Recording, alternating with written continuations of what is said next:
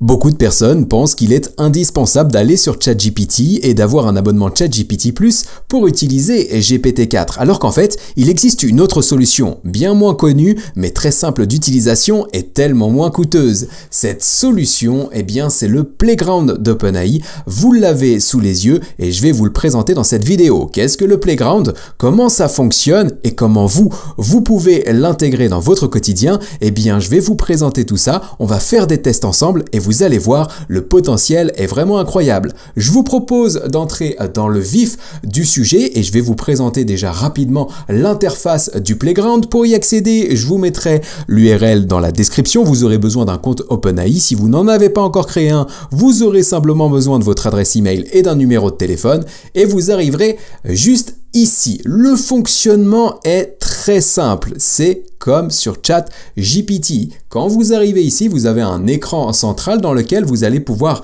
rédiger, poser vos questions à l'intelligence artificielle. On va commencer avec un test très simple. On va demander au Playground d'OpenAI de nous écrire sa meilleure blague sur l'intelligence artificielle. Une fois qu'on a fait ça, nous allons cliquer sur le bouton Submit, valider en bas à gauche de l'écran et là, le Playground va s'activer en nous proposant sa blague. Pourquoi l'intelligence artificielle ne peut pas jouer au poker?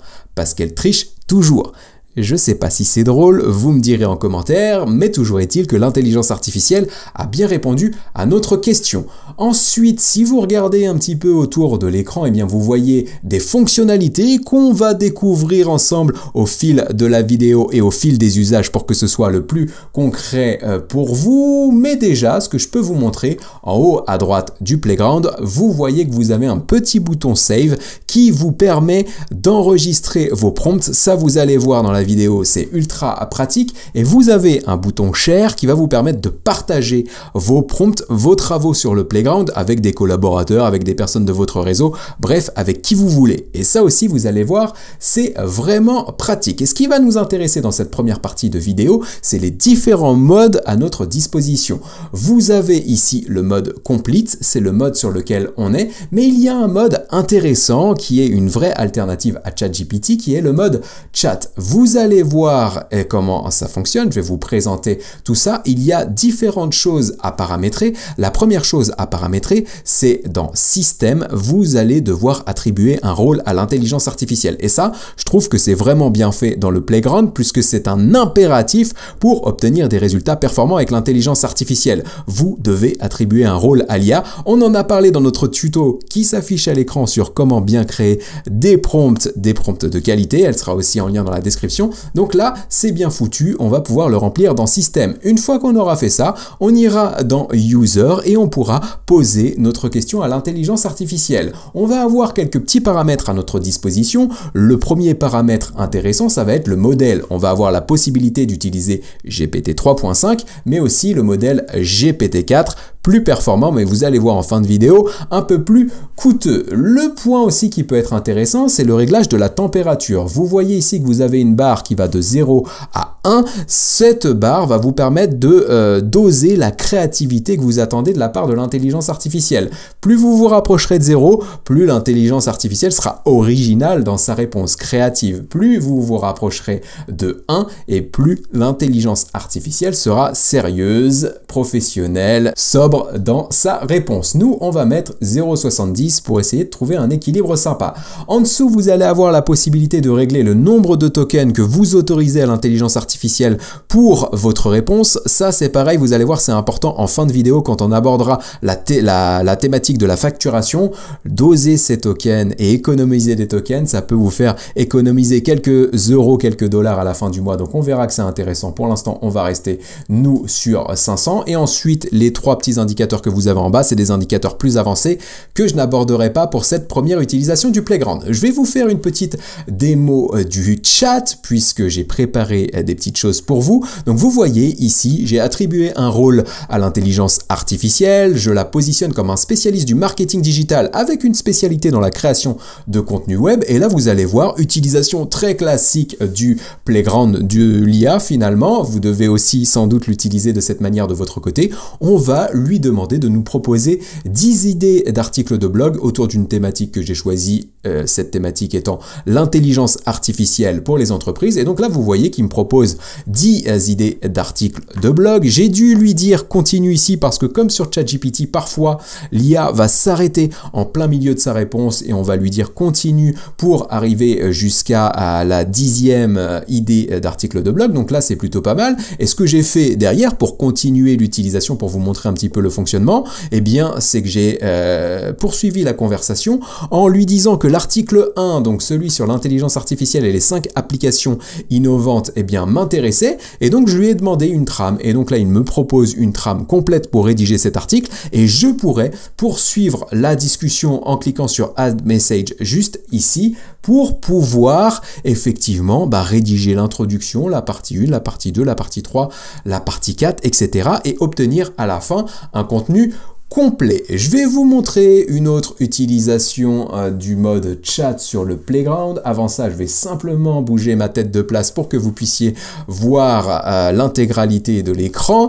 Et donc ici, en fait, on arrive sur un article de blog sur mon blog dans lequel je réponds à la question combien de mots faut-il pour un article de blog. Je vous le mettrai dans la description. Et vous le savez, si vous me suivez sur YouTube ou sur le blog depuis des années maintenant, j'aime bien rédiger des contenus très complets, très profonds, mais aussi un peu longs à consommer. Et donc là, ce qu'on va faire, eh bien, c'est qu'on va demander au Playground de nous résumer cet article. Pour ça, j'ai récupéré l'adresse web de l'article en question et je demande à l'intelligence artificielle de résumer cet article. Et donc là, il nous dit cet article traite du nombre de mots idéal pour un article de blog. Selon l'auteur, il n'existe pas de nombre magique car cela dépend de plusieurs facteurs, etc., etc.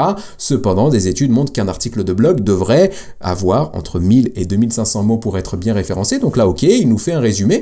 Et donc, pour vous montrer un peu ce qu'on peut faire aussi avec le Playground et l'intelligence artificielle, on peut lui demander, par exemple, de réécrire une partie ou la globalité de l'article. Là, j'ai choisi simplement de lui demander de réécrire l'introduction pour qu'elle soit plus percutante et qu'elle incite le lecteur à lire la globalité de l'article. Et donc là, vous voyez qu'il me retravaille une intro plutôt pas mal, avec une question au départ qui attire effectivement l'attention, la valeur, la promesse de l'article juste derrière. Et donc, je vous laisserai mettre pause si vous souhaitez lire l'introduction dans sa globalité. Je vais vous montrer un autre exemple d'utilisation. Pour ça, on va arriver sur la page de vente de ma formation automatisée ChatGPT. Vous avez le lien dans la description si cette formation vous intéresse. Elle est encore pour très peu de temps maintenant disponible au prix de lancement de 99 €. Une grosse mise à jour en plus arrive dans les prochains jours et vous allez pouvoir en bénéficier si vous l'achetez au moment du lancement. Donc pour les 99 €, dans cette formation, je vous présente très concrètement comment automatiser ChatGPT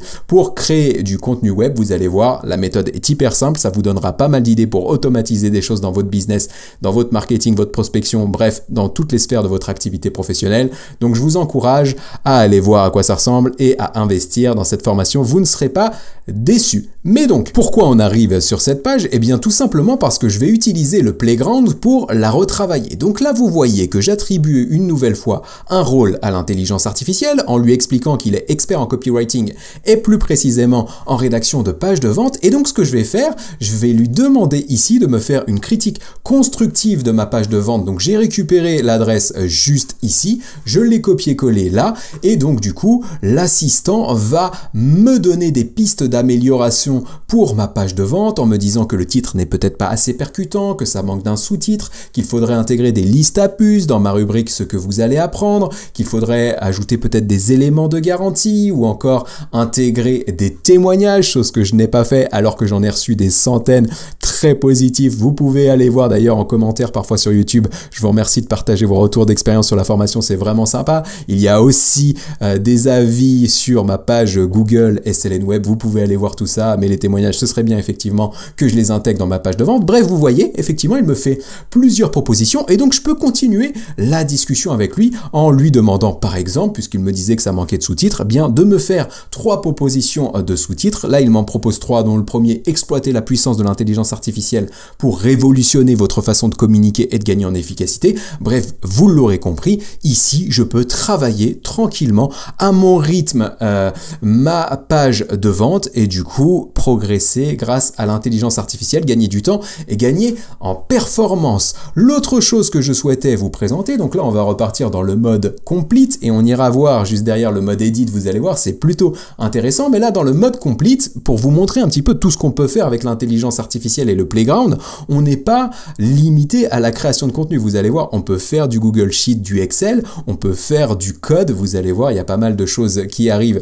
dans la vidéo, mais donc là juste ici pour l'exemple, pour vous montrer un petit peu la fonctionnalité, j'ai demandé à l'intelligence artificielle de me créer une formule Google Sheet pour obtenir le cours en temps réel d'une action en bourse selon son symbole. Et donc là, vous allez voir, j'ai récupéré effectivement la formule et je vais aller la copier-coller dans un fichier Google Sheet juste ici avec 2 actions, Tesla et Google. Et donc vous allez voir, je copie-colle ma formule dans le tableau et donc là, j'obtiens le cours de l'action Tesla qui est a priori à l'heure à laquelle j'enregistre la vidéo à 167,57 $.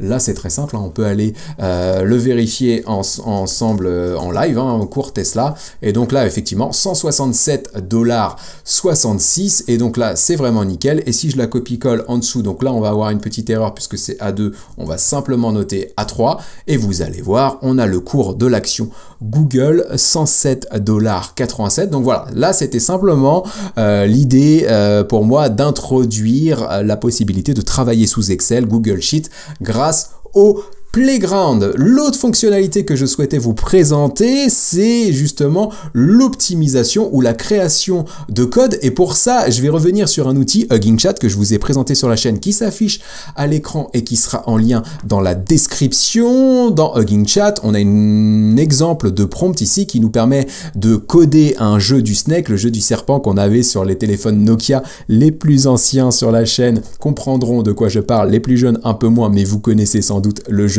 du serpent. Et donc quand on fait ça, on obtient un code. Le code n'est pas vraiment parfait sur Hugging Chat, il y a encore des améliorations à apporter ici, mais du coup moi ça me permet effectivement de tester le playground par rapport à tout ça. Et donc je retourne dans le mode complete et en fait ce que j'ai fait ici, c'est que je vais demander du coup à l'intelligence artificielle, à GPT Text DaVinci 003, c'est le modèle que j'utilise juste ici, je vais lui demander d'optimiser ce code pour créer un jeu du serpent. Donc ce que j'ai fait, c'est que j'ai copié-collé le code par Hugging Chat, je lui demande au Playground de l'optimiser. En fait, vous allez voir ce qu'il fait, c'est qu'il continue le code puisqu'en fait Hugging Chat s'est arrêté en cours de route. Donc déjà, il va le finir et derrière, ce qu'il va me dire, puisque j'ai préparé la vidéo et donc j'ai un petit peu découvert la réponse juste ici, en fait, il va me dire qu'on peut optimiser le code en le réorganisant pour le rendre plus lisible et en utilisant des fonctions pour réduire la redondance. On peut également le simplifier en enlevant des variables et en remplaçant les boucles par des fonctions plus courtes. Et en fait, derrière, il me retravaille le code. Je l'ai testé, ça fonctionne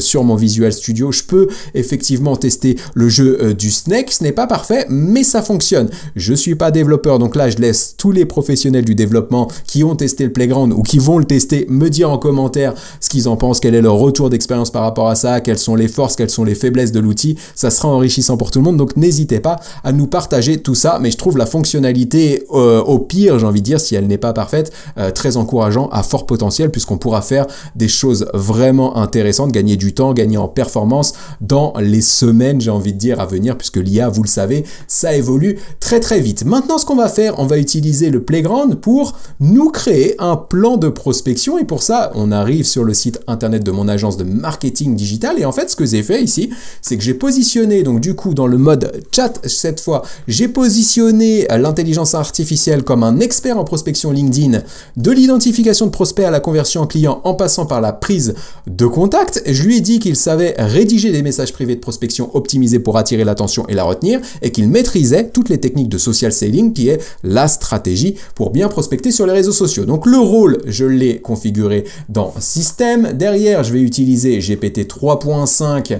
Vous allez comprendre pourquoi en fin de vidéo. La température, je laisse ça sur 0,70 qui est selon moi le bon équilibre. Là, je vais avoir besoin d'un peu plus de tokens, donc j'ai mis la barre à fond sur 2048 tokens. Et en fait, ce que j'ai fait en tant qu'utilisateur, c'est que j'ai demandé à du coup GPT 3.5 de me créer un plan d'action pour prospecter sur LinkedIn, et je lui ai dit voici toutes les infos sur mon entreprise, et là j'ai récupéré l'adresse du site internet de mon agence, et donc là il me donne un plan d'action à suivre, donc définir son persona cible. J'ai une vidéo sur la chaîne qui s'affiche à l'écran et qui sera en lien dans la description pour faire ça de la manière la plus efficace possible. Optimiser son profil LinkedIn, là aussi vous aurez une vidéo dans la description pour ça. Identifier ses prospects, ou encore, à la fin, dernière étape, donc du coup, contacter ses prospects pour les convertir en clients. Donc là, je pourrais, vous l'avez vu au fil de la vidéo, continuer ma discussion avec le Playground pour pouvoir travailler tranquillement, une étape après l'autre, ce plan de prospection. Là, on va aller droit au but, et ce qu'on va faire ici pour le test, pour l'exemple, on va lui demander de nous créer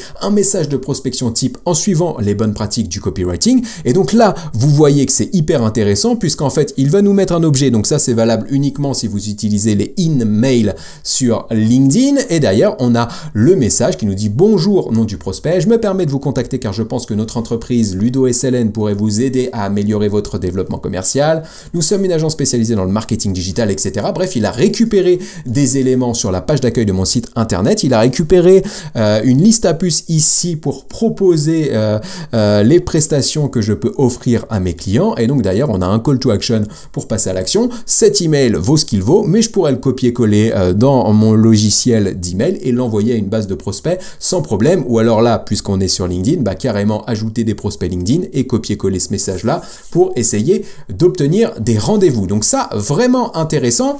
Ici, on va tester une autre possibilité, une autre utilisation du Playground d'OpenAI, et vous allez voir, je vais vous présenter deux choses ici.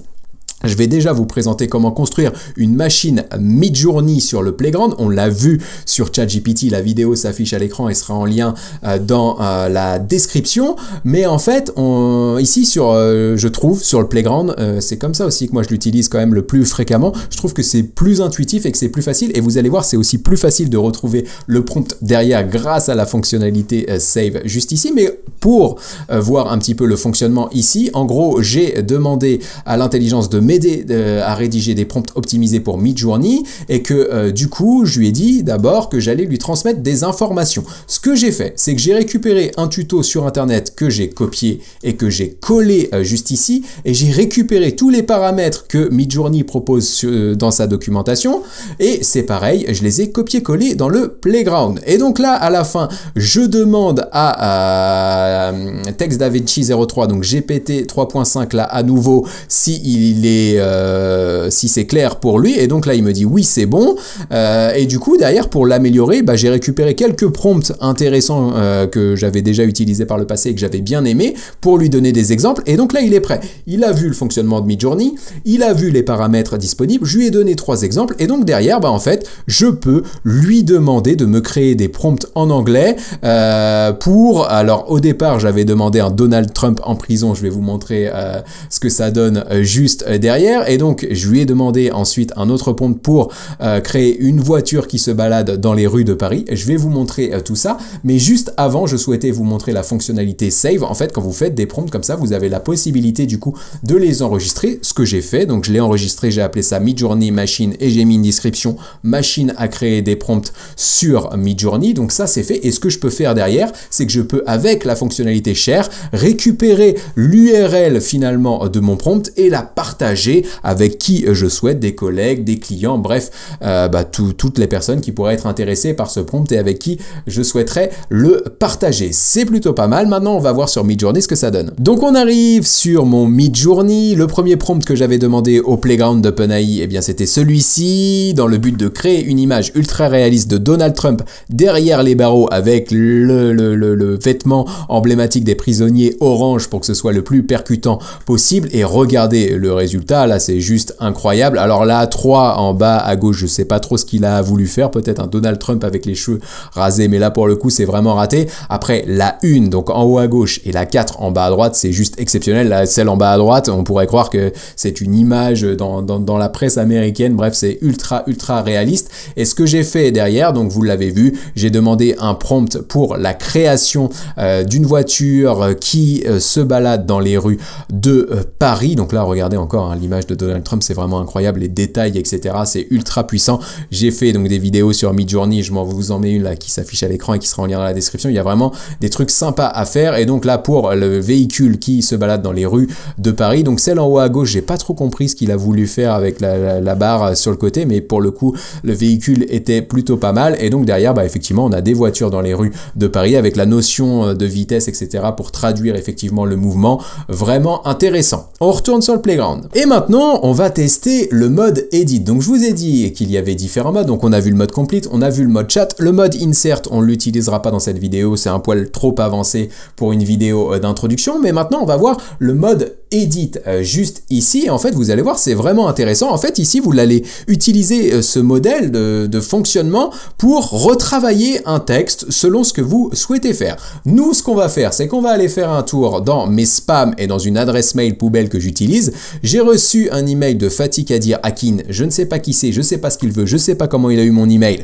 Mais bref, peu importe, ce qu'on va faire, c'est qu'on va copier-coller son email juste ici. On va le coller dans le playground et ce qu'on va faire ici, c'est qu'on va demander du coup à GPT de retravailler cet email en utilisant les meilleures techniques de copywriting pour le rendre plus incitatif et engageant. On va mettre ça comme ça et donc là on va cliquer sur Submit et vous allez voir qu'il va retravailler du coup l'email. Là c'est pareil, on pourrait jouer sur l'aspect température pour avoir plus de créativité en le réduisant vers 0 ou au contraire en étant plus conventionnel en allant vers le 1. Moi je vais rester effectivement sur la partie 0,7 et donc vous voyez qu'il a retravaillé du coup l'email juste ici. Donc déjà il a revu la disposition des textes en mettant par exemple une liste à puces ici pour que ce soit le plus visible possible. Il a sans doute retravaillé la taille des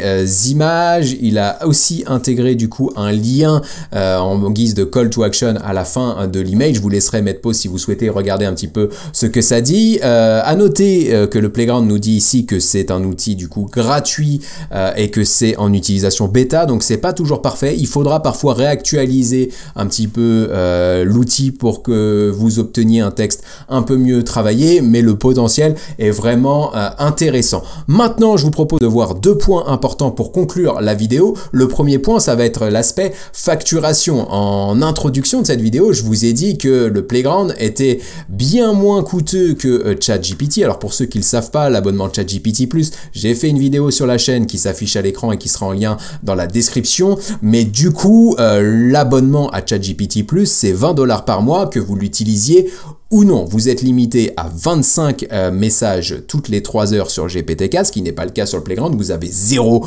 limite. Et puis c'est surtout, voilà, effectivement, peu importe si vous ne l'utilisez pas, le mois prochain vous n'utilisez pas ChatGPT+, vous n'utilisez pas GPT-4, eh bien vous serez quand même facturé de 20 $. Eh bien le modèle de Playground est vraiment différent puisqu'en fait vous allez être facturé à l'utilisation. Comment ça se passe? En fait, vous serez facturé de quelques centimes tous les 1000 tokens dépensés. Je vous montre ça, vous pouvez récupérer les informations sur la page pricing d'OpenAI, vous aurez le lien hein, bien sûr dans la description. Je voyais le mug juste ici, il avait l'air pas mal, j'aimerais bien avoir ce genre de mug là, plutôt sympa. Voilà, vous le voyez juste ici, mais bon bref, c'est pas le sujet, je vais juste modifier mon emplacement de webcam pour que vous puissiez voir les tarifs puisque c'est ici sur la droite que ça va se passer. Mais en fait, vous voyez quand vous déroulez la page pricing que vous avez ici pour le modèle GPT 3.5 et vous comprenez peut-être pourquoi effectivement j'ai utilisé GPT 3.5 sur certains tests dans cette vidéo. Le prix pour 1000 tokens est de 0,2 centimes de dollar. Ça veut dire quoi? Ça veut dire que quand une réponse génère 1000 tokens, tous les 1000 tokens, tous les 1000 caractères, si vous voulez que j'explique ça de la manière la plus simple possible, tous les 1000 caractères rédigés par l'intelligence artificielle, vous serez facturé de 0,2 centimes de dollar pour GPT 3.5 et pour le modèle GPT-4, vous le voyez, c'est quand même plus de 10 fois plus cher. Vous êtes facturé 3 centimes de dollars tous les 1000 tokens pour le modèle 8K, qui est pour l'instant le seul disponible à l'heure à laquelle j'enregistre cette vidéo, et vous passerez carrément à 6 centimes tous les 1000 tokens pour le modèle 32K. Donc ça, c'était important à savoir, et donc vous serez facturé à l'usage. En fait, si vous n'utilisez pas le Playground, eh bien vous serez facturé 0 à la fin du mois. Si vous l'utilisez, eh bien vous serez facturé selon le nombre de tokens que vous aurez utilisé. Pour le savoir, en fait, vous pouvez aller dans votre compte OpenAI et aller dans usage juste ici, et vous allez pouvoir voir en fait combien vous dépensez chaque jour. Donc là, vous voyez, pour tous les tests que j'ai fait dans la vidéo, et pour être totalement transparent avec vous, je les ai fait 2 fois parce que la fois précédente, eh bien j'ai enregistré la vidéo mais le micro n'était pas activé.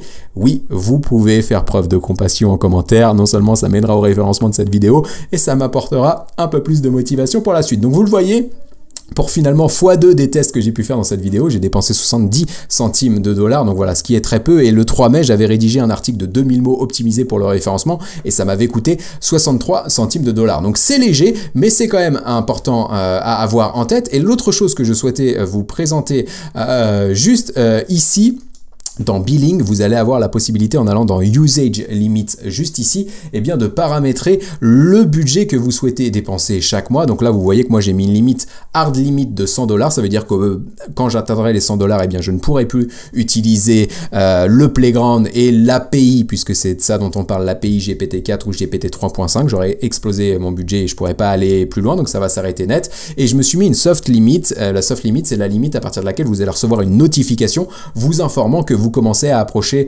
de votre budget, de la fin de votre budget. Donc là, j'ai mis une soft limit à 80 $, ce qui est plutôt pas mal, moi, pour mon usage en tout cas. C'est largement suffisant. Donc voilà, pensez à faire ça, à du coup mettre vos limites, et puis à suivre régulièrement quand même dans Usage où vous en êtes ici pour voir combien vous dépensez. Donc ça, c'est pour la partie facturation. Ensuite, on va évoquer le sujet de GPT-4. En fait, vous avez vu ici, moi, effectivement, quand je vais dans le chat, j'ai la possibilité d'utiliser le modèle GPT-4, et ce qui n'est pas encore le cas pour tout le monde, et j'ai envie de dire c'est même le cas pour très peu de personnes aujourd'hui. Il y a peu de chanceux pour l'instant qui ont GPT-4, et pour pouvoir prétendre à l'utiliser dans le Playground, et pour pouvoir prétendre à l'utiliser tout court via l'API, vous allez devoir vous inscrire sur une liste d'attente. Je vous mettrai le lien dans la description. Vous avez ce formulaire à remplir et vous recevrez, alors je sais pas sous combien de jours ou sous combien de semaines, ou ça peut être parfois sous quelques heures si vous avez de la chance, vous recevrez une invitation, pardonnez-moi, à utiliser l'API GPT-4 et à vous connecter à OpenAI pour l'activer. Si vous avez fait la demande via ce formulaire il y a quelques semaines maintenant, pensez à le remplir à nouveau. Moi,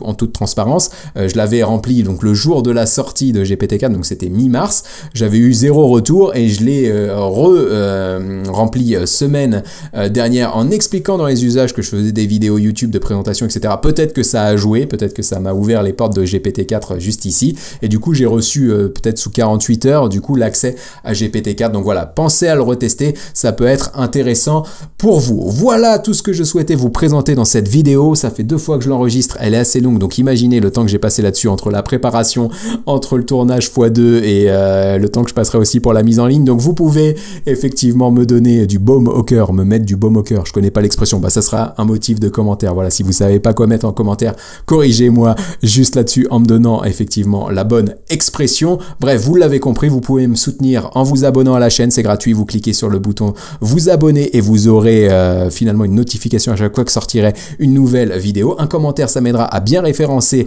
cette vidéo et à attirer plus de visiteurs. Si vous me suivez régulièrement, vous le savez que je suis très mauvais pour les conclusions, donc je vais m'arrêter de manière très brutale en vous disant simplement à très bientôt pour la prochaine vidéo dans laquelle je vous parlerai soit d'actu, soit de tutos, soit d'astuces, soit de démos d'outils, bref, tout ce qui concerne l'intelligence artificielle pour vous donner toutes les clés et en exploiter tout le potentiel. C'était Ludo, à très bientôt, ciao.